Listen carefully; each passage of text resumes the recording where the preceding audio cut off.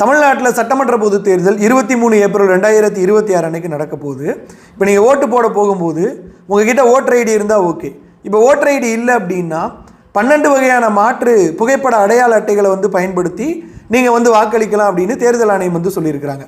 அதில் முதல்ல பார்த்தீங்க அப்படின்னா ஆதார் அட்டை. ரெண்டாவது, மகாத்மா காந்தி தேசிய ஊரக வேலைவாய்ப்பு உறுதி திட்டத்தில் வேலை பார்த்தீங்கன்னா அதோடைய பணி அடையாள அட்டை.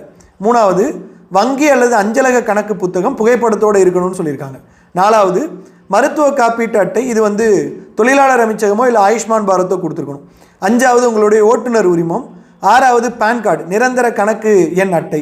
ஏழாவது பார்த்தீங்கன்னா திறன் அட்டை. இது ஆர்ஜிஐயால் வழங்கப்பட்டிருக்கணும். அதாவது தேசிய மக்கள் தொகை பதிவேடு இருக்குல்ல, அவங்க கொடுக்குற ஆர்ஜிஐ ஸ்மார்ட் கார்டுன்னு ஒன்று கொடுப்பாங்க, அது வச்சுருக்கணும். இல்லை அப்படின்னா இந்திய கடவுச்சீட்டு.